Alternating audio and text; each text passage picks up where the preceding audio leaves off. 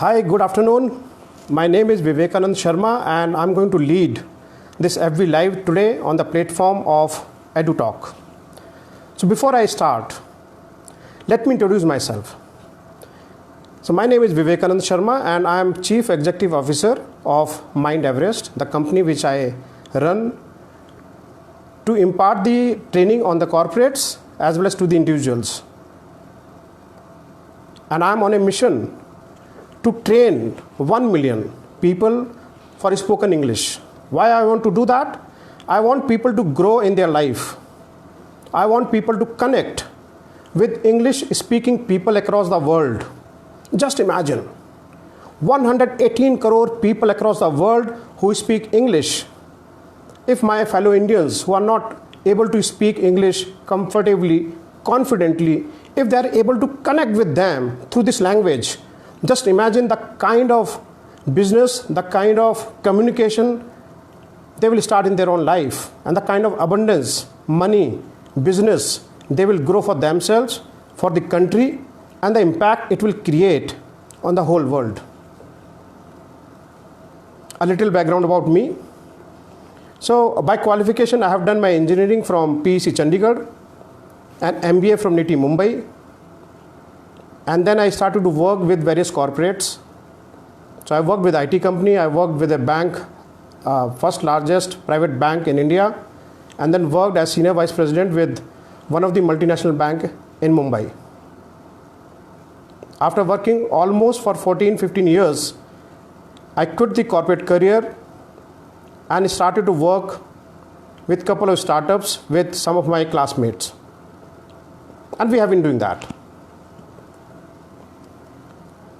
On the parallel side, I have been imparting training not just on the team members which have been working with me, but with the other corporates, individuals as well. So my company do provide training to corporates on the leadership, on the self-management, team management, conflict management, code of conduct, blockchain technology. And on the individual side, my company do provide training on various soft skills. And recently I moved the student segment because they are the future of our country. In my personal life, I'm blessed with a beautiful, powerful child and my wife, and we stay at Noida.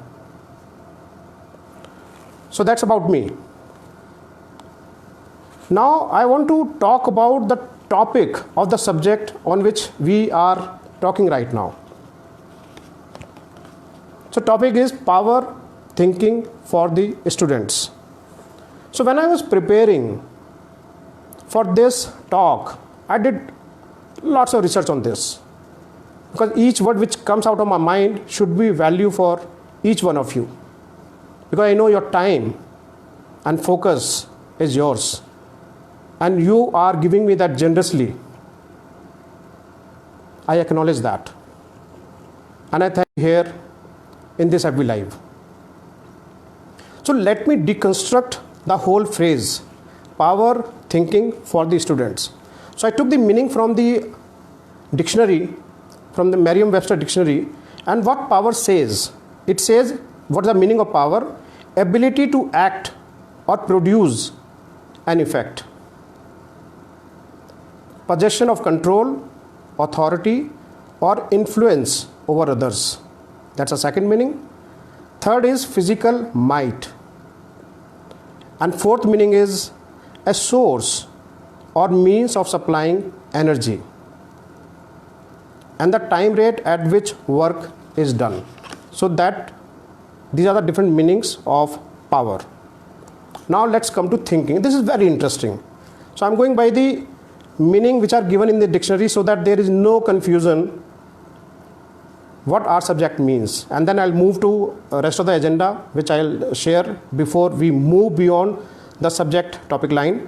So thinking, what is the meaning of thinking? So meaning of thinking is the action of using one's mind to produce thoughts. So thinking produce thoughts with application of the minds. Opinion, second meaning is opinion or judgment. So now when we talk about that it produces thoughts, so let's go in the meaning of thoughts also. So what thought means?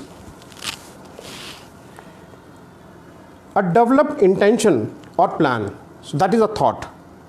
And second is something in the mind. When I say something, what does it mean? So such as some opinion or belief. So these are the thoughts. And the power to imagine. So these are the meaning of thoughts. So when I say power thinking for the students, so let's come to the next point where I want to talk about the normal thinking first. So there is one Nobel winner, a great doctor. He won the Nobel Prize in 1952, and a reporter asked, he won the Nobel Prize for peace, global peace. A reporter asked him, "Sir, what is the problem with the men today?" So he took a pause, and then he said, "Man has stopped thinking." And that's what I'm going to talk about today in this session.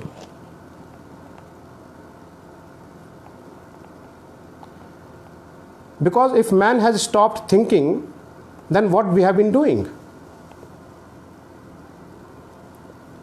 So let's understand how different thought comes in our life. So we have been exposed to various opinions, various beliefs, various statements of different people. These are the thoughts which are coming from the people to us. We encounter almost 60,000 thoughts on the daily basis. That's a number which New Age scientist has calculated. 60,000 thoughts comes every day in our mind. The problem is that almost, in fact, more than 90% thoughts are repetitive or not our own. What does it mean? It means if I have to think of something on my own, then I have to apply my mind.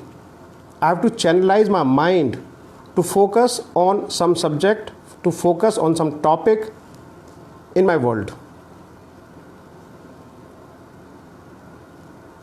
So just to simplify this,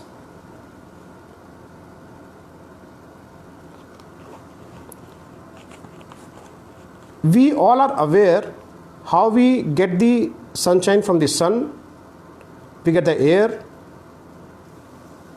we get the water, we get the power of earth and the fire.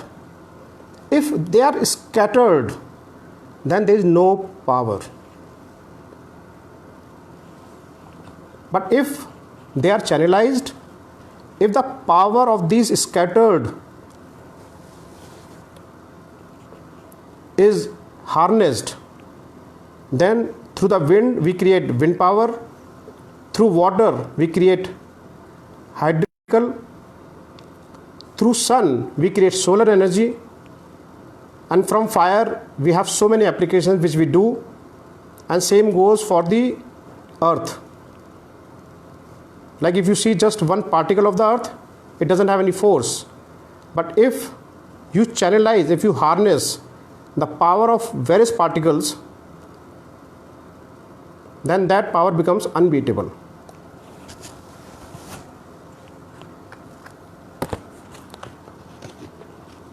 Just to simplify this example, when you see a rope, then what happens? Rope is made of various strands. If you take one strand from the rope, then there is no rope. But when so many strands comes in a structured manner together, then you get a rope which has the ultimate strength to tie anything in your life, depending on the how many strands are coming together in a structured manner. I'll just take a minute. There is little heat over here, so let me just switch on my fan.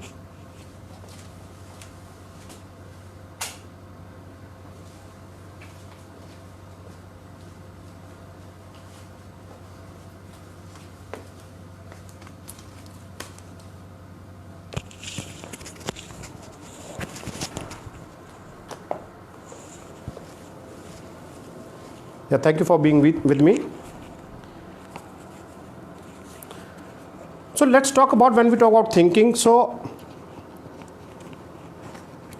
there is one scientist who said that we are what we think. And there are different philosophers across the world who generally agree or disagree on various points in their life, but most of them agree unanimously on this thinking part for the human being. I just got some quotes when I was doing research in last 2 days for this talk. So I'll just read those quotes. I have written them so that I don't add my meaning in that. So Marcus Aurelius, the great Roman emperor, said, "A man's life is what his thoughts make of it." Disraeli from UK, he said, "Everything comes if a man would only wait. I have brought myself by long meditation to the conviction that a human being with a settled purpose must accomplish it, and that nothing can resist a will that will stake even existence for its fulfillment." Ralph Waldo Emerson says, "A man is what he thinks about all day long." And so many people, William James, Norman Vincent Peale, William Shakespeare. So if you Google, you'll be able to get what different philosopher across geographies has said, that a man can alter his or her destiny just by altering their thoughts. So let me repeat one basic statement. We are what we think. What does it mean? So there has been a study in US that at the age of 5 to 7 people speak, at the age of 25 people start to make money, and by the age of 65, out of 100 only 1% becomes wealthy, 4 becomes financially independent, 5 are still working, and 54 people are broke, and rest of the people are somewhere in that range. So what happens to these 100 people who are bubbling with energy, bubbling with dreams in their childhood, in their teenage, in their student life, and by the age of 60, 65, out of 100, only 5 are in so-called successful people bracket, where 1 is wealthy and 4 are financially independent, and rest people are struggling. And more or less that number is same for our country also, where most of the people are dependent either on government or on their family. They don't have their own money which is working for them post-retirement.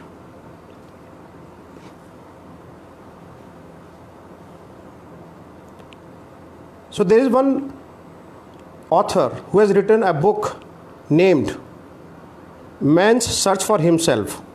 Rolla May is the author, and what he has said, that opposite of courage in our society is not cowardness, it's conformity.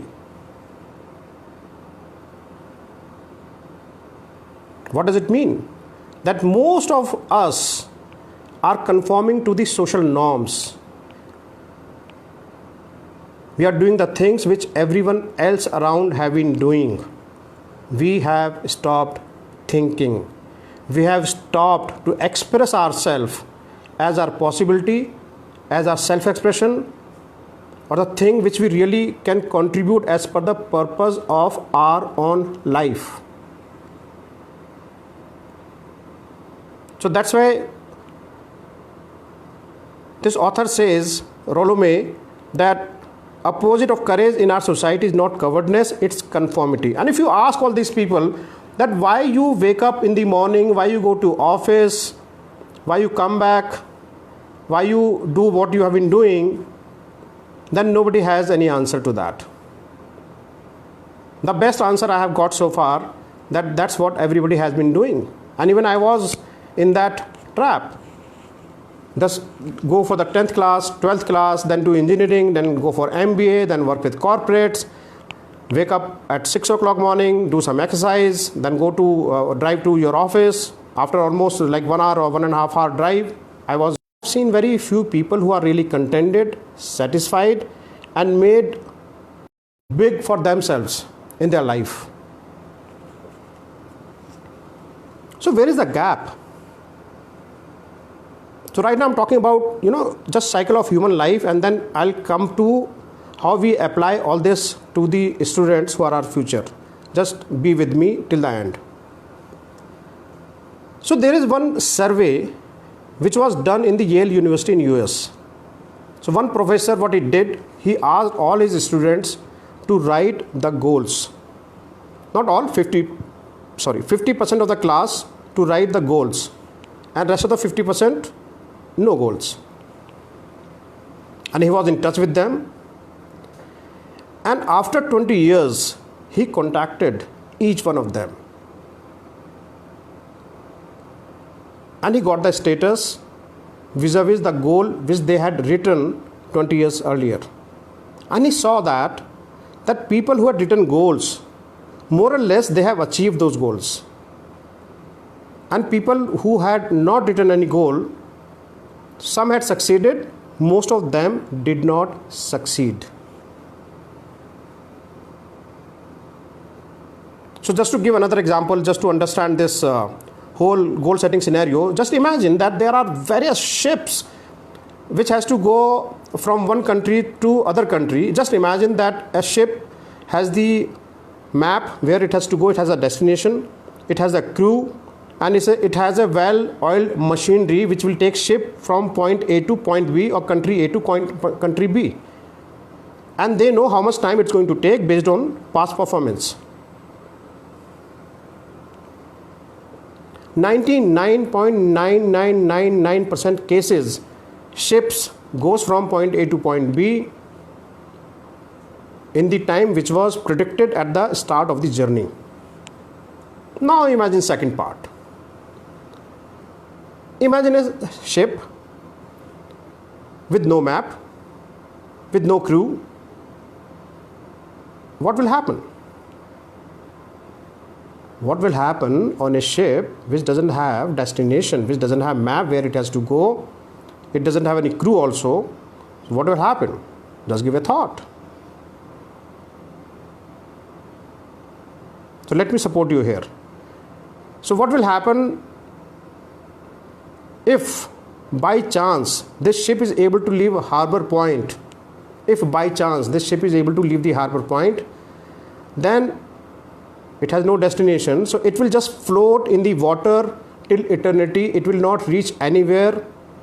It won't know where it has to go, and sooner or later it may sink in the water. It may sink in the water. So goals makes our life to live worthwhile. And that's where I would like to define the success. So whether it's a ship or it's a human life, if somebody knows, if you know that what is the predetermined outcome you are going to work upon, and you achieve it, then you are successful. So what is success? It's a progressive realization of a worthy ideal. Let me repeat. So success is a progressive realization of a worthy ideal.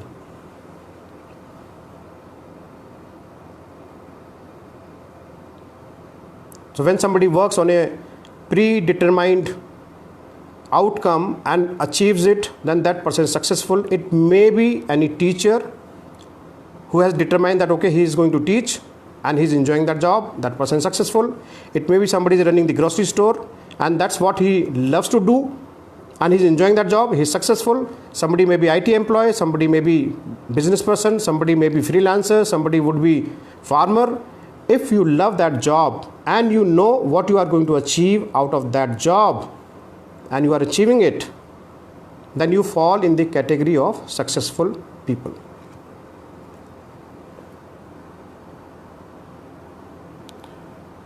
So I have been inquiring a lot that what makes people to succeed and what makes people to fail consistently. You would have seen people in your life that there are some people who have magic touch.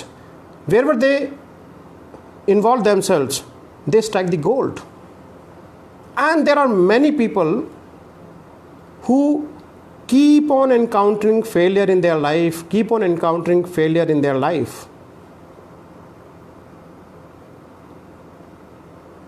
So there has to be some pattern. And when I read lots of books, so I read a book like Think and Grow Rich by Napoleon Hill, Man as Thinketh by James Allen, book by Louis L. Hay, You Can Heal a Life, and many other books on the art of thinking, and biographies of people who are successful in their own endeavor. So I was trying to find out what is the pattern, what makes them to click or not to click. And I found that pattern after doing that much of research. So pattern is, and I'm going to say it again, pattern is you are what you think. So when you have goal, and if you have really given your existence to that goal, then you keep on thinking about that goal whole day, each moment. And when you keep on thinking about that goal each moment on their own, then you'll find out different ways to achieve that goal in your life. And you can reflect on that right away. Just reflect in your own life that whenever you succeeded in your life, it was not by any fluke. Whenever you got success, you would have put your heart and soul in that endeavor. And whenever you have failed, you would have been under stress, under tension, not giving any attention to that respective goal, because it may not be your goal, it may be goal of somebody else, maybe your boss, maybe parents, maybe spouse, maybe children, whatever, but it was not your goal, and that's why you were not thinking about that, and that's why you are what you think. So if you are thinking about stress, tension, then that's what you'll get in your life. Just to simplify this example, so while our mind is a very complicated machine, no machine has been made so far actually. So just for example, I'm saying it's a machine. So I can compare it with the piece of land. So what happens in the piece of land, that you can grow mango or you can grow some poisonous tree.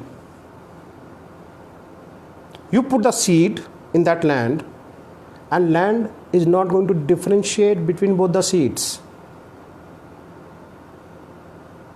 It will give the nourishment to both the seeds, whether it's a mango or some poisonous. So it doesn't differentiate. It may take different time based on its own nature cycle, but it will grow. And you'll get mango tree and you'll get that poisonous tree.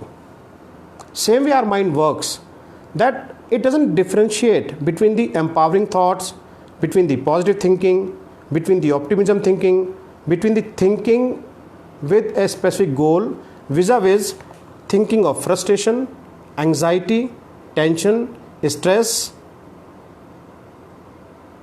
and thinking like a failure. So your mind may not be similar to just piece of land, it's more than that, but just for simple comparison, your mind will grow both. On the negative thoughts, it will grow your life negatively. On the positive thought, it will grow your life positively.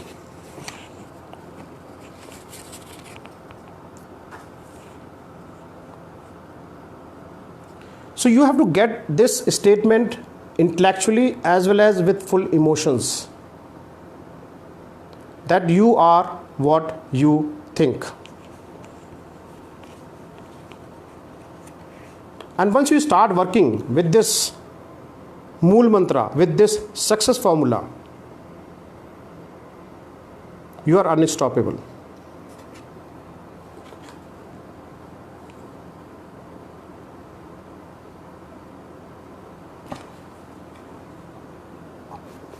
around 2 years back, my hometown, which is Saharanpur, and I was seeing on the way that some construction was happening on the highway, and there was a huge earth mover machine, huge machine, which is like removing tons of sand, and one teeny person was inside that machine, and he was controlling the whole machine. So just imagine that your mind is also like, it's a huge vast resource, and you are the person who is driving it. Now choice is yours whether you want to drive it with the full control, or you just want to stand with the closed arms and going to put this machine in any ditch. Choice is yours. So if mind is so powerful, why people don't use it? So I observed, inquired about my life, I inquired about many people in my life, and I read and did some research. And what I could understand, that it's a nature of human being that whatever we get for free, we don't value that. Whatever we get by paying some money, we value that very much. And you can see that in your life also. When you have bought iPhone, you bought your house, you bought your car, you value that possession and you are so much attached. But with your body, with your mind, which is invaluable, but it comes free, that's what you don't value. When I say you, means majority of people like us. While it's a paradox, the things which are free, which is free for us, it is irreplaceable. If your iPhone get damaged, if your house got some problem, they all can be replaced, they all can be substituted. But if something happens to our brain, something happens to our body, which came for free, we did not do anything in that, except that we just took care of that, then it is irreplaceable. So whatever is coming free for us, we are not valuing that. So now this information, that what we think we are, is highly valuable for us. Why it is valuable? That we can use it in the way in which we want to use to achieve some goals in our life. How we can do that? Because so far we have been living our life by default, based on what our teacher said, based on what our parents said, based on what our other people, important people from our society said. Somewhere we have stopped connecting with ourselves, that what I want in my life. So what I want you to do, that pick up some smaller projects in your life for 21 days or 28 days and work on them. And why I'm saying smaller? Because there may be some initial resistance. Because we have been living life by default. If now we have to create something, then there may be some initial resistance. So pick up some smaller projects where if you work with the steps which I'm going to share right now, there is full possibility, maximum possibility that you will be successful in that if you work with complete integrity on that specific project.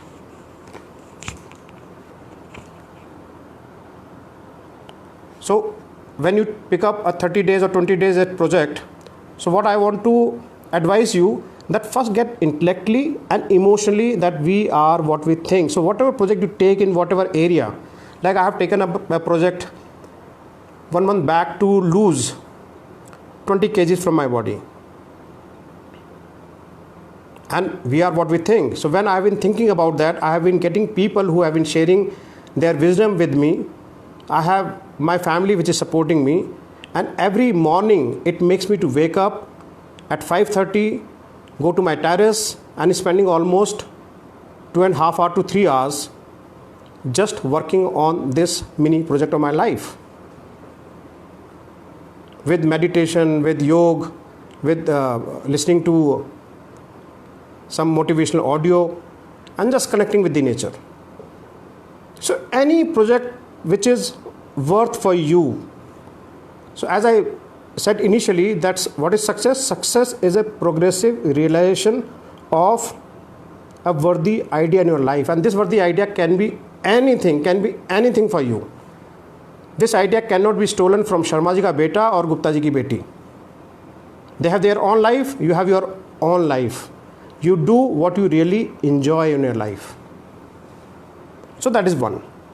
So pick up a project and you are what you think. Just get this emotionally registered in your mind. Then second thing, cut away all the distractions. It, like the piece of land example, when you put a seed on that piece of land, then you take out all the weeds. If there are some insects, you put pesticide also. Organic or chemical, I'm not going into that debate, but you take those insects also. So point is that you protect that seed in the land so that it unfolds as a beautiful tree or whatever crop you are intending to grow out of that. Same thing with our project seed thought also. So when you have some project seed, protect it. Protect it from all the distractions in your life. So move away from social media, move away from the people who just waste your time. Get connected with the people who are like-minded and who would like you to be successful and who want. And third, use all courage to force yourself to think about that possibility, that project only. Distractions will come. That's possible. That's not personal to you. That's a human nature.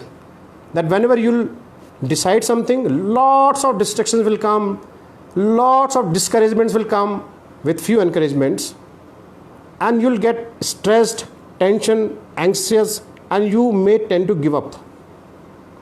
Just move all this negativity away and just focus on that seed.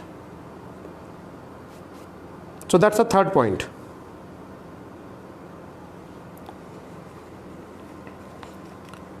Fourth is be imaginative. So whatever you're doing, there may be some history about that. People who invented this phone through which I'm talking, I'm having this every live. People who invented maybe this jacket 100 years back. People who invented my flat, which is on the 12th floor of the high-rise building. They were all unthinkable 100 years back. And this phone was unthinkable maybe just 20 years back. So be courageous to follow your passion. There may be lots of distraction, lots of discouragement. Don't bother about that. Just focus on that seed. So use your imagination to the maximum and protect that. And third is concentrate on your goal every day.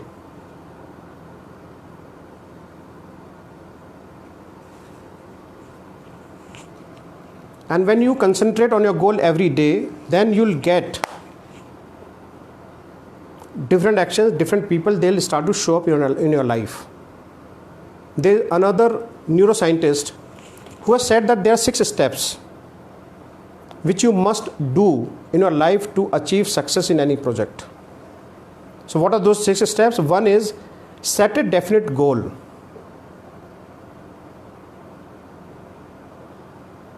And focus on that, as I said. And third, take all the reasons away which makes you to think why you can't succeed. Instead, invent the reasons which will make you to succeed. And fourth point is very critical, that whatever attitude you have towards your life, towards your project, just analyze that and you'll see the source of that attitude in your childhood. Just be in the inquiry. If not possible on your own, then there are different people in our society, different people in the business who will coach you to dig out that. Because once you get that source, that weed out of your attitude, then you'll be able to alter your attitude.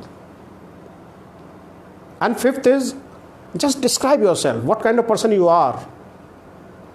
Go and ask people to interview them. Ask them what they think about you, that what are strength or strong points you have. Ask them what weak points you have. Ask them on what areas they can rely on you. Ask them on what area they cannot rely on you. And ask them in general what people talk about me on my back. And this is not to take any revenge. This is to just deconstruct your personality. Just deconstruct your relationship within the community. Because whenever you want to work on any goal, whenever you want to succeed in your life, nothing worthwhile can be achieved without involving people. So if you know what people think about it, then you have choice to either continue in the same way or alter that to the other way. I'm not saying here that you become a master pleaser to all, start pleasing everybody. No. But it's good to be mindful what your community thinks about you. So that's a fifth point. And sixth point is that whatever person you would like to become, deconstruct that personality also and do analysis what are the gaps and what new actions you will have to take to be at that person place whom you want to become.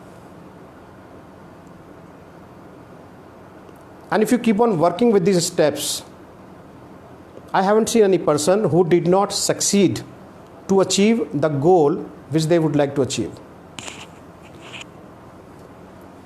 So this is about human life.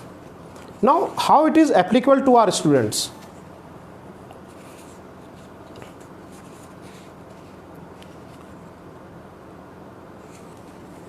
So like I have 6-year-old daughter, which I said in my introduction.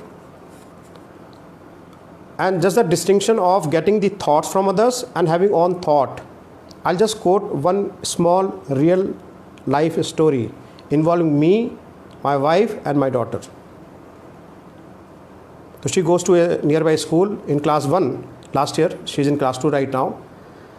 And I had observed that she is very stressed whenever she was asked to write in Hindi. In English she is very good. But whenever she was asked to do homework in Hindi, she was very stressed. And she never wanted to do that. And that I had observed for some days. And then I started to dig out. She was not opening up on that. She was making different reasons of headaches, stomachache, whenever Hindi homework was coming on her way. But I kept on inquiring, I kept on digging out with lots of love, affection and security to her. And one day then she told me that I'm not good in Hindi. I said, who told you? She said, my teacher told me that you have the worst Hindi in your class. All other students do write very good Hindi, but you are the worst in this class. And she was almost in tears. Just imagine a 5-year-old child is getting this kind of statement. And I'm not putting any doubt on the intention of teacher, because they teach so many children, sometimes they get frustrated. That is also human. So you can't demand always that teacher should not shout or teacher should not say this kind of thing, because we as a human also keep on saying similar things to ourselves and to people in our life. So I'm not going to that side. In fact, I did not talk to teacher at all about that. But what I distinguish for my child, for my daughter, that this thought is the thought of the teacher. Now you have response to be given in two ways. One way, you can improve. You can ask teacher, okay ma'am, I'm the worst one. Can you support me? Can you help me to make myself better at least by one notch every day or every week? And then work on that, or come home and then ask for the support from us also. We'll also support you. Or second response is, you can hide your weakness. And she chose to hide her weakness. And that's also human. So I'm not blaming her, because we all do same kind of things. Wherever we are not looking good, wherever we are weak, we try to hide that in our adult life also. So this all is not personal to any person. But what works or doesn't work over here, that if these kind of sentences or opinions or thoughts are given to our students in an early age, which is inevitable, because this is likely to happen.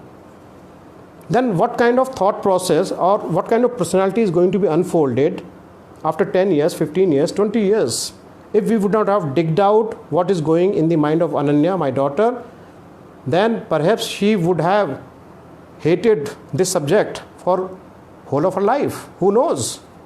I have many friends who hate maths, I have many friends who hate science, and then people do change their career altogether just because of that hate, which would have generated by just one thought coming from other person in their life, maybe teacher, maybe father, maybe mother, maybe sibling, whoever. And this is inevitable. Nobody can stop the opinion and beliefs, judgment of other person. We are not living in a utopia world. People are there to judge you. People are there to judge student. People are there to judge Sharma ji ka beta, Gupta ji ki beti. People are there to judge even 1 year old person in their family. So what I can do as a parent, as a teacher, as a principal, that whenever I observe that a student is getting disinterested in any subject, in any extracurricular activity, probe it, put that child in the inquiry, dig out. And when you dig out with genuineness, complete genuineness, you'll find out the reason why your child is behaving the way she or he is behaving. And train your child to create her own thought process. See, we have been living in a world where we are getting bombarded by lots of thoughts in our life. So we have television, we have smartphone, and we have people around us. So whatever they are throwing on us, we are just receiving that without any interaction, without really activating our mind to think on our own. I was reading one interview by Amitabh Bachchan, I think last year, and I was surprised that he is from obviously film industry almost more than 40 years, and somebody was interviewing how many movies you watch in a month. I was surprised. He says, I don't have time to watch even my own movies. Rarely I watch movies. Television, no. So these are the people who don't waste their time to get the thoughts of the world coming on them. They create their own life. They think about what they want to create. So how to do that? See, example of piece of land. So when you prepare your land, what you do, you take all the weeds out, you make that land, all the stones and whatever is there which is not conducive to your crop, you take all that out. So first you see what is there. Same way, first you see what is there. So then what I advise to your children, what I advise to your students, that ask them to write who they are.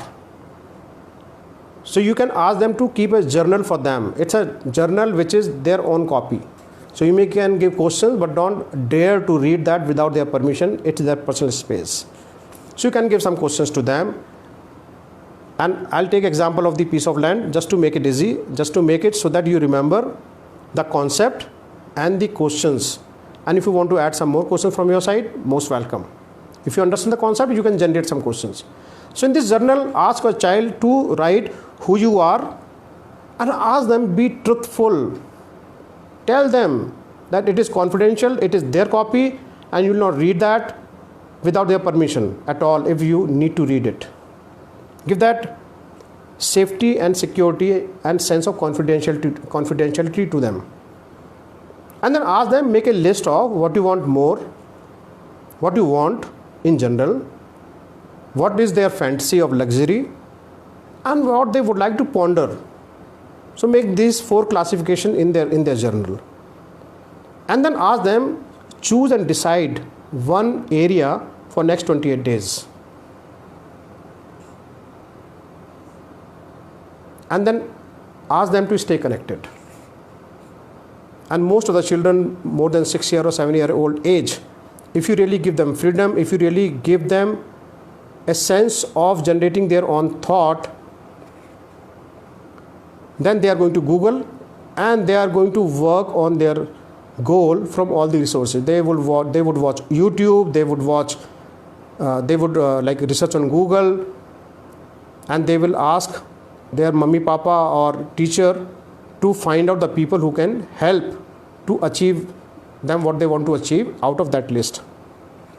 And every 28 days ask them to keep changing their subject or whatever line they would like to pick up to alter in their own life.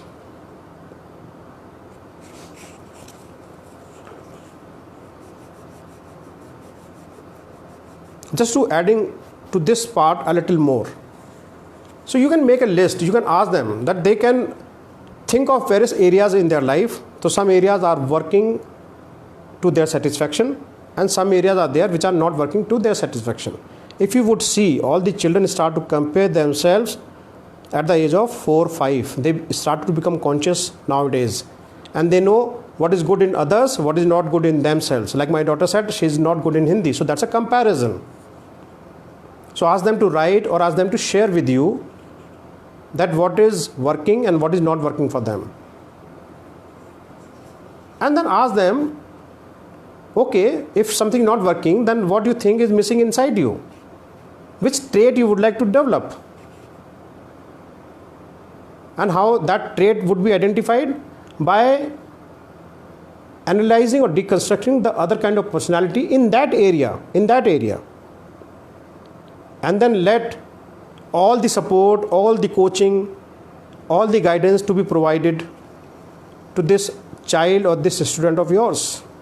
And you would see the flower of human being blooming and sharing the fragrance with the world on their own. They'll not compare themselves because they'll work what is missing for them. It may come out of some comparison sometimes, but slowly that will go away. And if you go on my Facebook page, so there is one video on being, doing and having. So I'll not go into detail of this concept, but I'll just touch upon that most of the time we ask our children to do the things and then they get the results. Rarely we work on what kind of person they want to be. If my daughter wants to be compassionate, courageous, expressive and bold, am I giving her that space to her? First, even I am aware of that. Am I aware of that? If I am aware of that, am I giving that space to her? Now here as a parent also lots of constraint may come that you, so from society many points may come, from grandparents many points may come. So you can have communication, conversation, but stay with your child for the life which they want to create for themselves. Obviously you have to filter where you should not allow them to harm themselves, but there is very thin line where you impose your agenda or where they live life out of their own expression. So most of the people do have the private space for the children nowadays, and that's what I want to create, a concept of think tank over here. So I have observed my daughter, I have observed many other children. So whenever they are free, whenever they are alone, what they do, they go to a specific location in the house and then they play with their toys or they do whatever conversation they do with on their own. They create lots of stories. If you don't interrupt them, it's amazing to see what kind of stories they are creating on their own. So that place is very sacred place for them, because lots of ideas, lots of stories are being generated at that place. So guide your child to go at that place. That's a think tank where child is surrounded, and whenever your child want to go in the thinking mode, in the creation mode, making some painting, being creative with the clothes, being creative with the art, being creative with the public speaking, allow them to do that in that specific location, and tell them or tell her or him that this is a sacred place and you can do anything over here. So that's a think tank which you would like to create.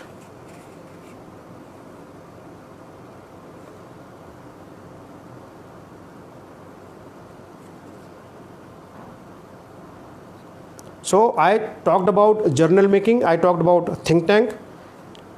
on the think tank again, or on the journal, what I would like to advise a little more over here, that you can make 3 parts in the journal. So in the part A, you may ask them to make a list of qualities or skills in general, and then ask them to identify one quality, and ask them to think of other people who would like to have this, who have this quality, and they can learn that. So don't put words in the mouth of your children. But suppose if somebody wants to say that, okay, he wants to speak in public without any fear. So that's one quality a child has identified. Then ask that child that whom you adore in this space of public speaking. So you can talk in their own language which they understand. Don't use these difficult words, public speaking and all that, but just connect them with their expression.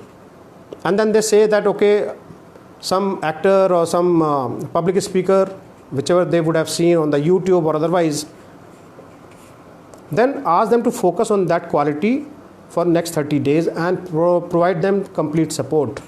And it becomes very easy also nowadays when we are in the lockdown and staying at home. So these kind of activities can really make your child to generate ideas on their own from their mind.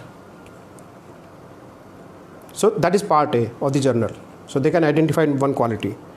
And part B is that make a second list of all the things, whatever list they have made initially. So ask them to make a second list, whatever they think that they would like to be, but they can't do it.